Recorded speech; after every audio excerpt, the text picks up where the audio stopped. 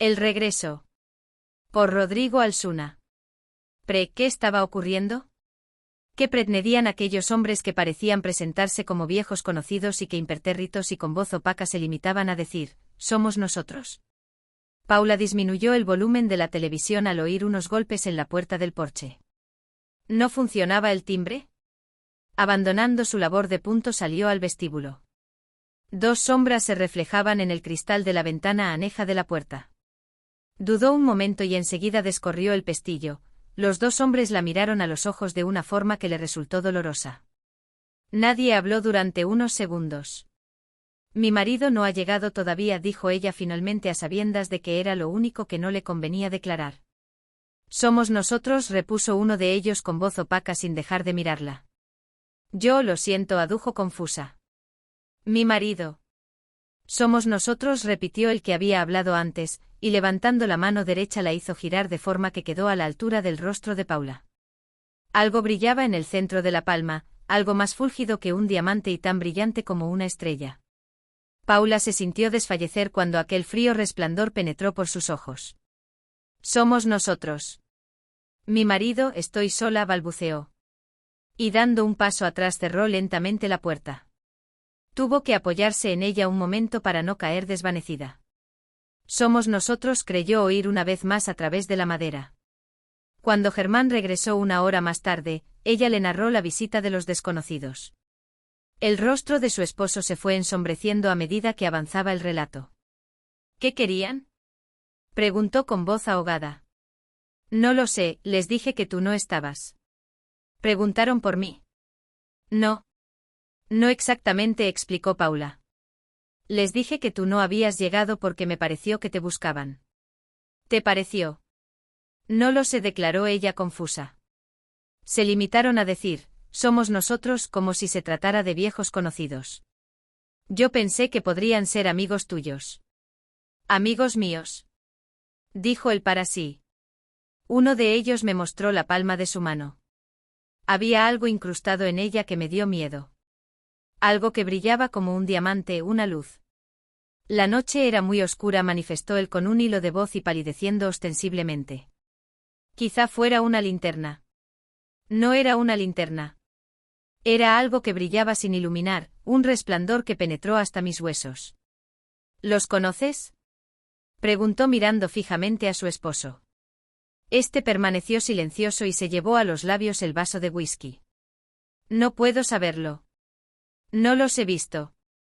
Germán adujo que no tenía apetito y se limitó a tomar un vaso de leche. Al filo de las 12 se fueron a la cama, y Paula pensó que había dado demasiada importancia a lo que seguramente era una equivocación. Se durmió intentando creer que lo que había visto en la mano de uno de aquellos individuos era una linterna, o quizá una chapa en la que se había reflejado la luz del vestíbulo. La seriedad de la pareja podía hacer pensar que se trataba de agentes de policía. Se despertó en el transcurso de la noche y contempló un momento a Germán que dormía apaciblemente. Las cortinas habían quedado descorridas y durante el tiempo en que permaneció en vela, una estrella muy luminosa, quizás el lucero del alba, apareció en un extremo de la ventana y fue moviéndose lentamente contra la negrura del cielo nocturno. En cierto momento Germán se revolvió inquieto y murmuró unas palabras que Paula no pudo entender. ¿Duermes? Preguntó en voz baja. Germán volvió a agitarse en el lecho. Abrió los ojos de la forma en que a veces lo hace una persona que sin embargo continúa dormida, y de sus labios escapó una exclamación. No. Gritó y acto seguido comenzó a hablar agitadamente con voz gutural en una lengua que Paula no conocía, pero cuyas inflexiones le causaron pavor. Cuando Germán volvió a quedarse dormido, ella miró hacia la ventana. La estrella había recorrido todo el espacio visible a través del cristal y se ocultaba tras el marco metálico. Anoche hablabas en voz alta, dijo ella mientras le servía el desayuno. ¿Y qué dije? No lo pude entender. Parecía una pesadilla y estabas asustado. Nada de particular, añadió él escondiendo el rostro tras la taza de café. ¿Si vuelven los de anoche? Preguntó Paula. No volverán, por lo menos durante el día, sentenció sombrío. Puedo decirles que has salido de viaje. Germán denegó con la cabeza y alegó. No serviría de nada. Dime, ¿son policías? ¿Ha pasado algo que yo deba saber? Ya te dije que no los he visto, en consecuencia no sé de quién se trata, repuso con cierta brusquedad. Mientras efectuaba las labores de la limpieza, Paula tuvo la impresión de que alguien la vigilaba. Al asomarse para tender unas prendas de ropa, observó la calle detenidamente y prestó especial atención a los coches aparcados en los alrededores, pero no pudo ver a nadie. A media mañana sonó el teléfono. «Diga», preguntó junto al micrófono. Hubo una pausa y se oyeron unos chasquidos, después alguien respondió desde el otro lado del hilo. «¿Quién es?», preguntó Paula alterada. «¿Quién es?». «Somos nosotros», repitió el anónimo comunicante. Paula colgó el aparato con brusquedad. No bien lo había hecho cuando sonó nuevamente. «¿Qué es lo que quieren?», gritó. «¿Paula?». «Oh, eres tú», dijo aliviada. «¿Quién querías que fuera?». «Acaban de llamar los de anoche», manifestó con agitación. «Solo repiten, somos nosotros, somos nosotros». «Por el amor de Dios, ¿quiénes son?». «Te repito que no lo sé».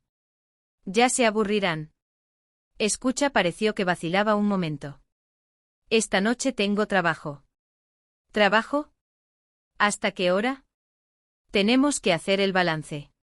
Es posible que dure hasta la madrugada». Paula tuvo la impresión de que su marido estaba mintiendo. «¿En el mes de octubre?».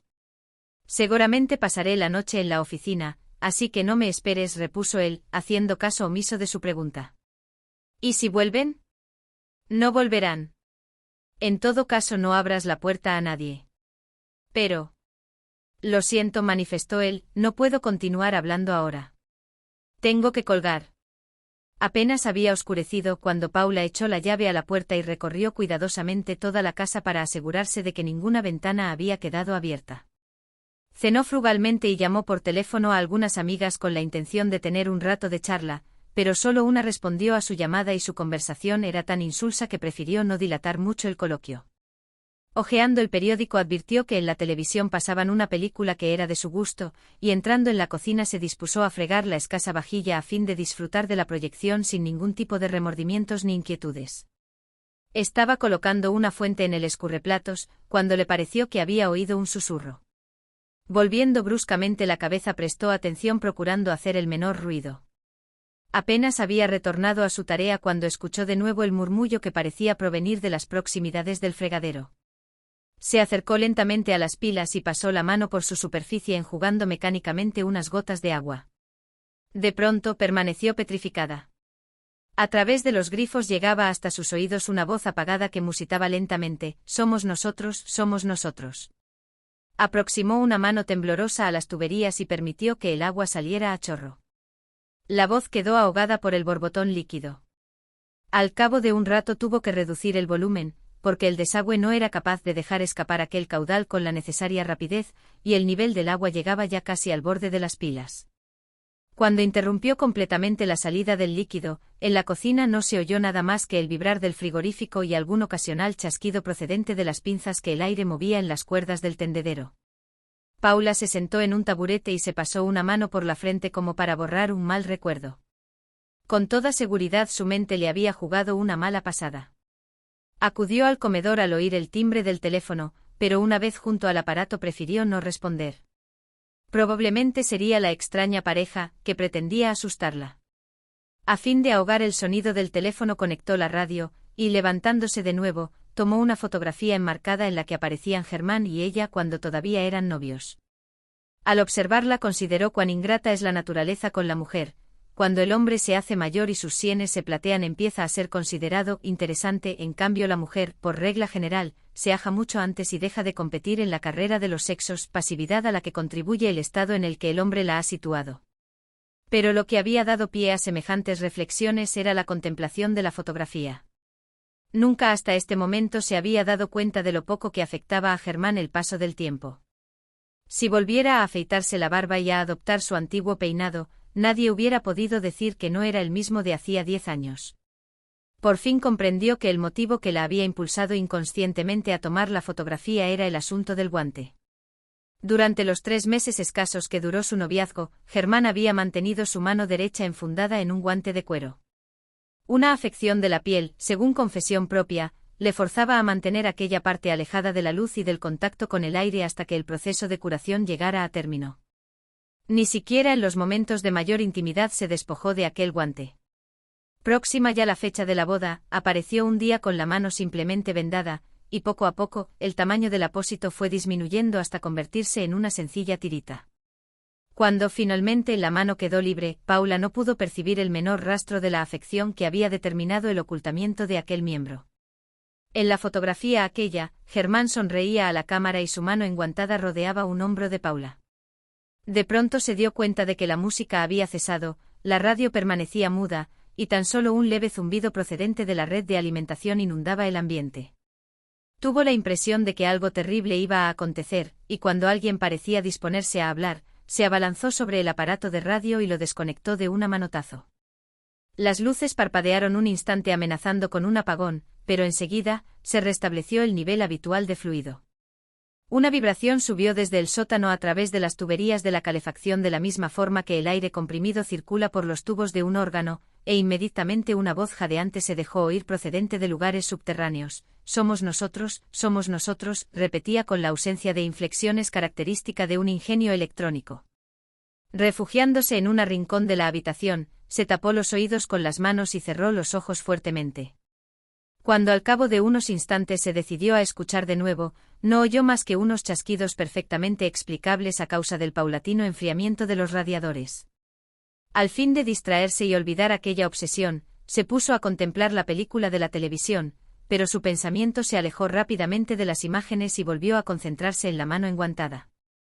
Cada cierto periodo de tiempo el mal parecía recrudecerse, y Germán se vendaba la mano cuidadosamente permaneciendo 2 o 3 días en aquel estado. Paula cayó en la cuenta de que aquellas recaídas, a las que ella no atribuyera importancia alguna, se habían producido casi siempre a finales de octubre y solían coincidir con ausencias de 2 o 3 días debidas a obligados viajes de negocios de su marido. Procuró concentrarse de nuevo en la película policíaca. 2 hombres descendían de un coche y se aproximaban a un chalet rodeado por un pequeño jardín. Cuando uno de ellos pulsó el timbre de la puerta, Paula se sintió confusa al creer que, simultáneamente, había sonado el de su propia casa. Entonces se dio cuenta de que el chalet que aparecía en la pantalla era su vivienda, y los 2 hombres de la película eran los mismos que habían llamado a su puerta la noche anterior. Uno de ellos pasó a primer plano, y ya se entreabrían sus labios para decir algo, cuando Paula cortó el sonido. Sus ojos, no obstante, no pudieron despegarse de la pantalla y muy a su pesar leyó en los movimientos de la boca del desconocido: somos nosotros. Se acercó de puntillas al vestíbulo, y descorriendo lentamente la mirilla vio unos ojos fijos en los suyos. Un momento antes de desconectar el televisor pudo comprobar que la pareja se alejaba unos metros y permanecía en plan de espera indefinida. La salida estaba bloqueada y lo único que la tranquilizaba era saber que las ventanas estaban sólidamente enrejadas y la puerta era prácticamente inexpugnable. Se le pasó por la imaginación llamar a la policía, pero prefirió consultar antes con Germán. Cuando sus dedos se disponían a formar el número, supo que era inútil marcar. La opaca e inhumana voz chocó contra sus tímpanos y colgó apresuradamente antes de oír el consabido mensaje. ¿Qué estaba ocurriendo? ¿Qué pretendían aquellos hombres que parecían presentarse como antiguos conocidos? ¿Estaba comenzando a volverse loca, o era cierto que su presencia se hacía sentir a través de los objetos de uso cotidiano? ¿Acaso buscaban a los anteriores propietarios de la casa? Pero algo en la actitud de Germán le decía que él sí sabía quiénes eran. Pensó que lo mejor sería acostarse tras haber ingerido un somnífero que la hiciera dormir profundamente y por la mañana tomaría una determinación. Sumergida ya en las brumas del sueño artificial, una pequeña luz permanecía encendida en el fondo de su mente, una señal inconsciente de alarma que le impedía alejarse por completo de la vigilia. De pronto se oyó un fuerte golpe que la desveló, e incorporándose con dificultad en el lecho exclamó en voz alta: la chimenea. El único lugar de acceso no protegido era aquella salida de humos. Cuando mandaron construir el acogedor hogar en el salón consideraron que la embocadura era tan estrecha que en ningún caso permitiría ni siquiera el paso de un niño, cuanto menos de un hombre. Luchando entre el sopor producido por el somnífero y el deseo de saber qué había producido aquel golpe, se mantuvo unos minutos erguida sobre los codos, y realizando un supremo esfuerzo salió tambaleándose camino de la sala de estar. Al aproximarse a la chimenea le pareció que algo brillaba entre la leña quemada, quizás un resto de brasa, pero al acercarse más su cuerpo fue sacudido por un temblor. Entre los residuos de la madera calcinada había una mano, y en el centro de su palma una luz brillaba con cruel intensidad. De pronto algo descendió rozando las paredes de las salidas de humos y fue a caer aparatosamente levantando una nube de cenizas, que cuando se aquietaron, permitieron a Paula contemplar que lo que se había precipitado desde el tejado era un brazo humano. A continuación y como en una increíble pesadilla, aquel brazo comenzó a reptar y, aproximándose a la mano, se unió a ella de forma sólida. Un instante después una cabeza rebotó contra el hogar. Unos ojos muy abiertos se fijaron en los de Paula, una boca comenzó a abrirse para emitir unas palabras que ni el alarido de la mujer consiguió ahogar. «Somos nosotros», salió de aquellos labios, y a continuación la cabeza se aproximó a la parte superior del brazo. Antes de que el siguiente fragmento se precipitara chimenea abajo, Paula huyó aterrorizada y se encerró en su dormitorio echando llave con mano convulsa. Su mente, obnubilada por el narcótico, luchaba por despertar por completo. Intentó correr una cómoda para situarla tras la puerta, pero sus fuerzas no fueron suficientes y tuvo que renunciar. Arrebujada entre las mantas fue oyendo sucesivos golpes en la chimenea hasta que un prolongado silencio le hizo entender que aquel hórrido desprendimiento había llegado a su fin. El somnífero continuaba produciendo su efecto, y los ojos de Paula iban cerrándose muy a su pesar. Entre brumas vio la figura de su esposo antes de que se casara con ella. Su mano enguantada se destacaba como algo inmenso y obsesivo, y en la pesadilla originada por el fármaco que había ingerido, creyó ver que el cuerpo de Germán se iba descuartizando y recomponiéndose en otro lugar. Un soplo helado sobre su rostro la despertó. El reloj señalaba las 4:20. Miró hacia la ventana, que se encontraba cerrada, e incrustado contra la negrura del cielo vio un luminoso astro, que atravesaba el espacio con gran lentitud. Su brillo era frío y su luz no parpadeaba como la de las demás estrellas. Unos rasguños la devolvieron a la terrible realidad. Alguien arañaba la madera de la puerta. «Somos nosotros», murmuró una voz y por primera vez desde que comenzaron aquellos extraños acontecimientos, añadió, «tienes que regresar». «Váyanse», gritó Paula con voz histérica. El timbre del teléfono situado sobre la mesilla de noche resonó estremeciéndola, y sin pensar en lo que podía surgir a través del micrófono, lo tomó precipitadamente. «¡Socorro!», exclamó. «Estoy en peligro». «¿Paula?» «Germán. Ayúdame, te lo ruego». «Regresa». «Cálmate, querida», la voz de Germán era extremadamente tranquila. «No hay nada que temer. Van a entrar. Están ahí afuera», gritó ella fuera de sí. «Yo te diré lo que tienes que hacer para protegerte. Ven, por favor». «Abre el cajón de mi mesilla», pidió Germán con calma. La luminosa estrella proseguía su camino a través de la ventana. «Encontrarás un guante que yo me pongo cuando mi mano se encuentra bien. Póntelo». «¿Pero qué puede importar? Te ruego que sigas mis consejos». Paula rebuscó en el cajón hasta que dio con el guante, calzándoselo acto seguido. «Ahí no, en la mano derecha», pidió Germán. Paula obedeció automáticamente sin preguntarse nada. «¿Qué hago ahora?», inquirió ella aterrada. «Permanece tranquila donde estás. Ahora tengo que despedirme. Te deseo que tengas un buen viaje. Germán. En cuanto me vean moriré de terror». «No te inquietes, querida», repuso Germán pausadamente. «Son ciegos. Tan solo verán tu mano derecha, y esto será suficiente». Acto seguido se cortó la comunicación y Paula, al sentir un fuerte escozor en la palma, se despojó del guante. En el centro de su mano brillaba una fría luz que hirió ingratamente sus ojos. Rozó con sus dedos la piel, pero resultó inútil. La estrella de su mano lucía con el mismo esplendor que la que en el espacio, estaba ya alcanzando el marco metálico de la ventana. La luz que entraba por la ranura bajo la puerta se interrumpía de vez en cuando. El picaporte giró repetidas veces, pero la cerradura era sólida y no cedió. Luego hubo un largo silencio. Paula sumergió su mano en el lavabo y se la restregó con una esponja vegetal hasta que la piel llegó a escocerle. Cerró el puño con fuerza, pero incluso a través de las rendijas dejadas por los dedos, era visible el frío resplandor de aquella cosa. Por un momento pasó por su imaginación una idea terrible, pero entonces el caudal de agua disminuyó sensiblemente y unos jadeos provenientes del grifo inundaron el cuarto de baño. Envuelta en las mantas escuchó atentamente. En el pasillo no parecía haber ya nadie, o por lo menos hasta el dormitorio no llegaba ningún sonido. No obstante, Paula presentía que los desconocidos se hallaban más cerca de ella. De pronto algo comenzó a resbalar por la ranura bajo la puerta, una especie de fluido viscoso y de aspecto sanguinolento que fue extendiéndose por el piso y se concentró en uno de los rincones de la habitación hasta constituir un gran charco de sangre. Después nuevas oleadas de materia se deslizaron por aquel mismo lugar, y mezclándose con la sangre formaron una masa que comenzó a tomar forma y a crecer a medida que aumentaba la afluencia de aquella sustancia. Poco a poco, ante los horrorizados ojos de Paula, fue moldeándose el cuerpo de uno de aquellos hombres desconocidos, y cuando se hallaba todavía borroso e informe, nuevas oleadas de materia orgánica fueron deslizándose hacia un lugar próximo a donde se estaba obrando aquel monstruoso prodigio. Paula, ocultando su mano derecha en las profundidades del lecho, asistía atónita a aquel fenómeno incapaz de mover un solo músculo. Pero antes de que la reconstrucción de los cuerpos llegara a término, se produjo un receso y una vuelta atrás. De nuevo fueron desdibujándose las formas, y tras unos instantes de reposo, el proceso recomenzó por una vía distinta.